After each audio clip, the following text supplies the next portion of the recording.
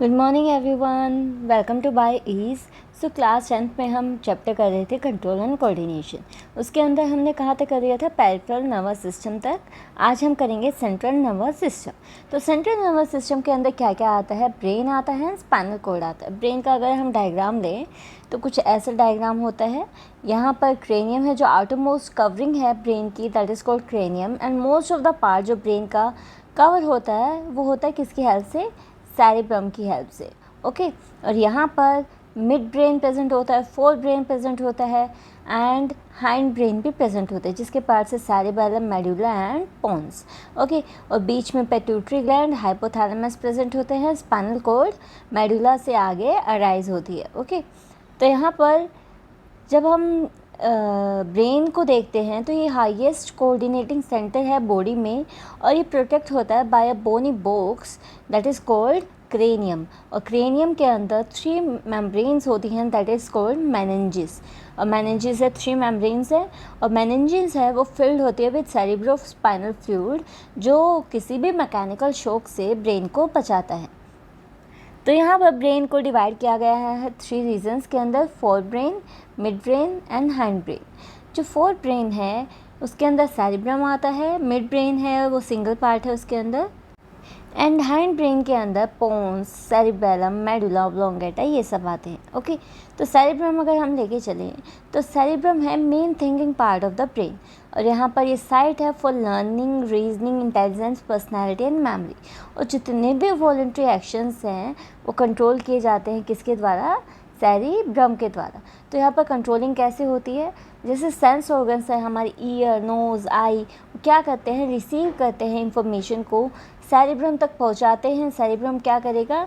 Previous उसके पास कोई भी नॉलेज है उसके साथ उस इंफॉर्मेशन को इंटरप्रेट करेगा, एनालाइज करेगा, फिर वो मोटर एरिया तक इंफॉर्मेशन पहुंचाएगा, और मोटर एरिया वॉलंटरी मसल्स को मूव करवाएंगी। ओके, ये किसके काम होते हैं? सेरिब्रम के। फिर आता है मिड ब्रेन। मिड ब्रेन के अंदर ये कंट्रोल करता है रिफ्लेक्स मूवमेंट्स को। जो सडन मूवमेंट होते हैं, इनवॉलंटरी मूवमेंट होते हैं, जो हमारे कंट्रोल में नहीं होते, उनको कंट्रोल कौन करवाता है? Mid brain. और यहाँ पर इसके रिफ्लेक्स मूवमेंट कौन कौन इंक्लूड होता है? Head, neck and trunk. इनके अंदर जितने भी ऑडिटरी और विजुअल स्टिमुलाई हैं उनके रिस्पॉन्स में mid brain reflex movement provide करता है। ओके, और जो हाइंड ब्रेन है वो क्या करता है? हाइंड ब्रेन के अंदर पोन्स है वो रेगुलेट करता है रेस्पिरेशन को, सेरिबेलम है वो मेंटेन करता है posture and balance of the body. और ये क्या करता है? जितने भी मूवमेंट्स है लाइक वॉकिंग, डांसिंग, राइडिंग या बाईसाइकिल, इन सबको कोऑर्डिनेट करता है सेरिबेलम। क्योंकि डांसिंग में भी हमें बैलेंस चाहिए, राइडिंग में भी बैलेंस चाहिए, तो इन सबको बैलेंसिंग का काम कौन करता है? सेरिबेलम। और यहाँ पर ये क्या करता है? हमें इनेबल करता है कि हम एक्यूरेट मूवमेंट बना सके। जैसे अगर हमें साइकिल चलानी है तो हमारा ब्रेन फंक्शन करेगा सेरिबेलम। वो क्या कहेगा कि अगर हम बैलेंस करके चलेंगे, हमारी बॉडी को बैलेंस करके चलेंगे, तो हम इजीली साइकिल चला सकते हैं। ओके, बाईसाइकिल चला सकते हैं। और मेडुला ऑब्लोंगेटा क्या करता है? स्नीजिंग, कफिंग, हार्ट बीट, जितने भी इनवॉलंटरी एक्शन हैं, सडन इनवॉलंटरी एक्शंस, उनको कंट्रोल कौन करता है? Medulla oblongata. फिर आता है स्पाइनल कॉर्ड। स्पाइनल कॉर्ड कहाँ से स्टार्ट होता है? मेडुला से, और एक्सटेंड करती है टुवर्ड्स डाउनवर्ड्स। ओके, और यहाँ पर एक बोनी केज के अंदर इनको एनक्लोज किया गया है that is called vertebral column. और स्पाइनल कॉर्ड के अंदर भी मेनिंजेस प्रेजेंट होती हैं, और यहाँ पर 31 पेयर्स ऑफ नर्व्स हैं वो अराइज होती है फ्रॉम स्पाइनल कॉर्ड। ओके, अब ये जो 31 बेस पेयर्स हैं, ये जो 31 पेयर्स हैं नर्व्स की, ये पूरी बॉडी के अंदर जाती हैं एक्सेप्ट हेड। जो अब हमने पढ़ा था नर्व्स का, पेरिफेरल नर्वस सिस्टम का, उसके अंदर हमने पढ़ा था कि जो क्रेनियल नर्व्स है ना वो हेड में प्रेजेंट होती है। स्पाइनल नर्व्स कभी भी ब्रेन के अंदर, हेड के अंदर एंटर नहीं करती। ओके, फिर आता है हॉर्मोन्स। अब हॉर्मोन्स क्या है? हमारी बॉडी के अंदर जितने भी केमिकल सब्सटेंस सिक्रीट किए जाते हैं उनको हम कहते हैं हॉर्मोन्स। इनको सिक्रीट कौन करता है? Specialised tissue that is called endocrine glands. तो यहाँ पर हॉर्मोन्स के वेरियस कैरेक्टरिस्टिक्स हैं। जैसे हॉर्मोन्स है स्मॉल अमाउंट के अंदर सिक्रीट किए जाते हैं बाय एंडोक्राइन ग्लैंड्स, और हॉर्मोन्स हैं वो ब्लड के अंदर डायरेक्टली पोर किए जाते हैं और कैरिड किए जाते हैं बाय ब्लड क्योंकि ब्लड किसके अंदर आता है, सर्कुलेटरी सिस्टम में, और यहाँ पर डिफरेंट साइट्स पर इनका डिफरेंट इफ़ेक्ट होता है। और जैसे एक जगह हार्मोन बना है तो इसका इफ़ेक्ट है हमें कुछ दूर टारगेट किसी सेल पर दिखेगा, किसी और सेल के अंदर इफ़ेक्ट दिखेगा। ये सब क्यों हुआ?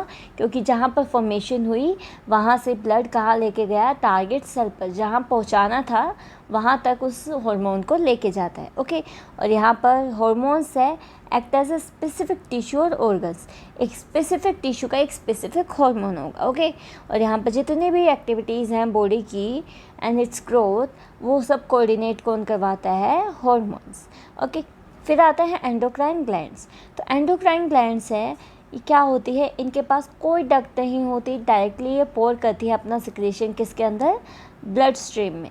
और यहाँ पर इनको हम कहते हैं डक्टलेस ग्लैंड, क्योंकि इनके अंदर डक्ट प्रेजेंट नहीं होती। और कुछ ग्लैंड्स हैं हमारे बॉडी के अंदर, जैसे एंडोक्राइन एंड एक्सोक्राइन। कुछ ग्लैंड्स हैं उनका फंक्शन दोनों होता है, endocrine and exocrine. Example is pancreas, testis and ovary. Okay, endocrine glands है जो हमारी बॉडी में, उनके एग्जांपल्स है hypothalamus gland, pineal gland, pituitary gland, thyroid gland, parathyroid gland, thymus, adrenal gland, pancreas, testis and ovaries. तो ये जो hormones हैं हमारे एंडोक्राइन ग्लैंड से सिक्रीट किए गए हैं, ये एक्ट करते हैं as a messenger between nervous system and organs of our body. जैसे हमारा नर्वस सिस्टम हार्मोन सिक्रीट करेगा और हमारे जो बॉडी ऑर्गन्स है उसके रिस्पॉन्स में रिस्पॉन्ड करेंगे, that is called coordination between nervous system and endocrine glands. तो यहाँ पर एड्रिनल ग्लैंड है वो सिक्रीट करता है एड्रेनलिन हार्मोन, और एड्रेनलिन हार्मोन क्या करता है? ये हमारी बॉडी को प्रिपेयर करता है for maximum efficiency during emergency. Emergency के टाइम पे हमारी बॉडी को एनर्जी प्रोवाइड करता है ताकि हम क्या कर सकें, या तो फाइट कर सकें, या फिर फ्राइट डरे, या फिर हम फ्लाइट कर सकें। मीन्स अगर हम नहीं लड़ पा रहे तो हम भाग जाए वहाँ से। ओके, तो 3F स्ट्रक्चर होता है इसका एड्रेनलिन हार्मोन का, फ्राइट, फाइट, फाइट। फ्लाइट, या तो डरो, या फिर फाइट करो, या फिर फ्लाइट। तो यहाँ पर एड्रेनलिन हार्मोन है वो क्या करता है? हमारी बॉडी को प्रिपेयर करता है फॉर इमरजेंसी कंडीशन। जैसे अगर हमारे पीछे कोई डॉग भाग रहा है, एकदम से हमारी जो स्पीड है वो इंक्रीज़ हो जाती है, एकदम से एनर्जी आ जाती है। अगर हम थके थके भी चल रहे हैं तो हम एकदम से भागने लग जाते हैं। वाई? क्योंकि इसी की वजह से ये क्या है, इमरजेंसी हार्मोन है, ये क्या करेगा? हमारी बॉडी को फाइट के लिए प्रमोट करेगा। ओके, और उसके बाद आता है हमारी बॉडी के अंदर और भी सेंटर्स होते हैं कोऑर्डिनेशन के, like hypothalamus and pituitary gland. Hypothalamus क्या करती है? ब्रेन से इंफॉर्मेशन को कलेक्ट करेगी, इस इंफॉर्मेशन को पास कर देती है पिट्यूटरी में। और पिट्यूटरी ग्लैंड क्या करता है? अपने सिक्रीशंस को सिक्रीट करता है और इनडायरेक्टली और डायरेक्टली एंडोक्राइन ग्लैंड्स को की एक्टिविटी को भी रेगुलेट करता है। ठीक है, क्या करेंगे? हाइपोथैलेमस हार्मोन सिक्रीट करेगा, वो एक्ट करेगा पिट्यूटरी ग्लैंड पर। पिट्यूटरी ग्लैंड इन रिस्पॉन्ड क्या करेगा? हार्मोन सिक्रीट करेगा, और ये हार्मोन्स कहाँ एक्ट करेंगे? जो अदर एंडोक्राइन ग्लैंड्स हैं उन पर। ओके, उसके बाद है हाइपोथैलेमस। तो हाइपोथैलेमस कहाँ प्रेजेंट होता है? ब्रेन में प्रेजेंट होता है, और ये प्रोड्यूस करता है releasing hormone and inhibitory hormones.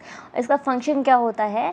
Pituitary gland से किसी भी सिक्रीशन का रेगुलेशन करना। अगर सिक्रीशन ज़्यादा बन गया है तो उसको इनहिबिट करना, अगर सिक्रीशन कम है तो उसको रिलीजिंग हार्मोन की हेल्प से प्रमोट करवाना। ओके, फिर आता है पिट्यूटरी ग्लैंड।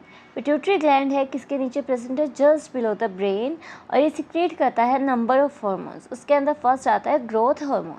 जो ग्रोथ हार्मोन है वो हमारे ह्यूमन की बॉडी के अंदर ग्रोथ को कंट्रोल करता है, और यहाँ पर जो बोन्स एंड मसल्स की डेवलपमेंट है वो ग्रोथ हार्मोन कंट्रोल करता है।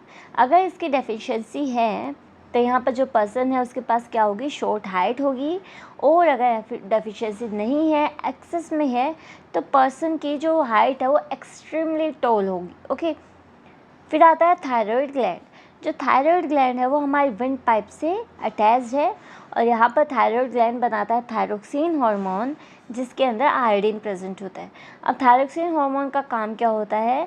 ये कार्बोहाइड्रेट्स के, फैट्स के, प्रोटीन्स के मेटाबॉलिज्म को कंट्रोल करते हैं, ठीक है। और आयोडीन है वो हमारी थायरोक्सिन हार्मोन की मेकिंग के लिए नेसेसरी है, और अगर यहाँ पर आयोडीन नहीं प्रेजेंट होता तो इसके अंदर थायरोक्सिन नहीं बनता and that will cause goitre. Okay, एक डिजीज़ होती है जिसके अंदर नेक की स्वेलिंग होती है, उसको हम कहते हैं गोइटर। तो गोइटर के मेन सिम्टम्स क्या क्या है? Neck appear to be swollen, and यहाँ पर एडवाइस किया जाता है कि वो क्या खाए? आयोडाइज सोल्ट जिसके अंदर आयोडीन प्रेजेंट है। ओके, फिर आता है पैराथायरॉयड ग्लैंड। जो पैराथायरॉयड ग्लैंड है वो कहाँ प्रेजेंट होते हैं? थायरॉयड ग्लैंड्स के अंदर एम्बेडेड होते हैं 4 स्मॉल ग्लैंड्स। ओके, और ये सिक्रीट करती है हार्मोन। जो ये पैराथॉर्मोन है ये क्या करता है? ब्लड के अंदर जो कैल्शियम और फॉस्फेट आयंस की रेगुलेशन है ना, उसको देखने का काम किसका है? पैराथायरॉयड ग्लैंड का। नेक्स्ट है थाइमस ग्लैंड। थाइमस ग्लैंड है वो रिलीज़ करता है थाइमस हार्मोन। और ये थाइमस हार्मोन क्या करता है? हमारी इम्यून सिस्टम की डेवलपमेंट में हेल्प करता है।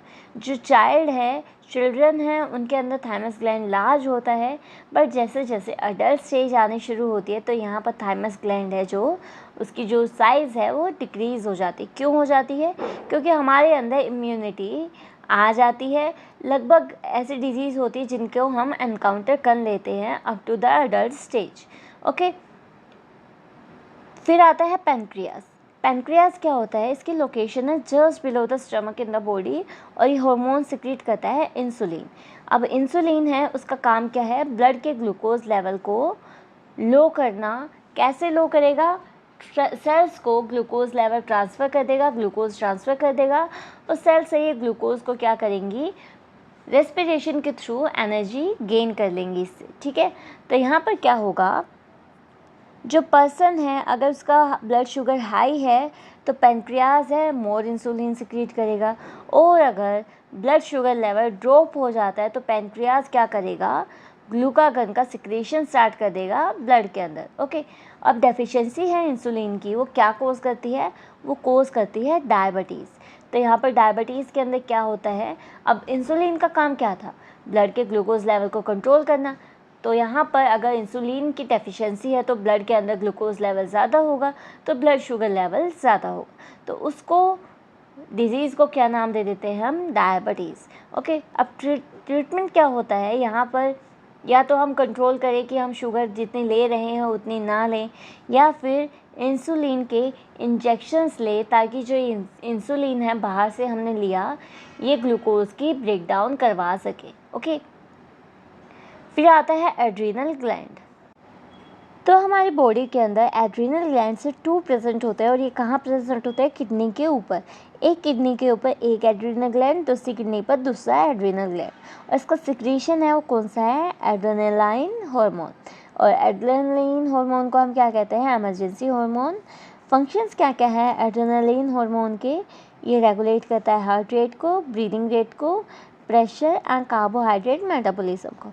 और इमरजेंसी के टाइम एड्रेनालिन है वो लार्ज अमाउंट के अंदर सिक्रीट किया जाता है, जिससे हमारी बॉडी है वो एक्शन के लिए प्रिपेयर होती है, और ये क्या करेगा? हमारी हार्ट की बीट को स्पीड अप कर देगा, ब्रीदिंग को बढ़ा देगा, ब्लड शुगर जो ब्लड प्रेशर है उसको भी इंक्रीज़ कर देता है, और हमारी ब्लड में मोर ग्लूकोज लेवल आ जाता है ताकि हम एनर्जी ले सके उससे। ओके, नेक्स्ट ग्लैंड आता है टेस्टिस। तो टेस्टिस है वो ओनली प्रेजेंट होता है मेल्स के अंदर, और यहाँ पर ये एक मेल सेक्स हार्मोन बनाता है दैट इज़ कॉल्ड टेस्टोस्टेरोन। अब फंक्शंस क्या क्या हैं टेस्टोस्टेरोन के? तो यहाँ पर जो डेवलपमेंट है मेल सेक्स ऑर्गन्स की दैट इज टेस्टिस, वो कौन करवाता है? टेस्टोस्टेरोन। और यहाँ पर मेल सेकेंडरी फीचर्स है like deeper voice, masters and beard, ये सब कंट्रोल कौन करता है? टेस्टोस्टेरोन। और ये जितने भी चेंजेस है वो किससे इंक्लूड होते हैं, किससे एसोसिएट होते हैं? प्यूबर्टी से। प्यूबर्टी आने के बाद टेस्टोस्टेरोन है ज़्यादा सिक्रेट होना शुरू हो जाता है, और ये जो कैरेक्टर्स है डीपर वॉइस, बियर्ड आना, मास्टर्स आना, तो ये सब किसकी वजह से आते हैं? टेस्टोस्टेरोन। नेक्स्ट आता है ओवरी।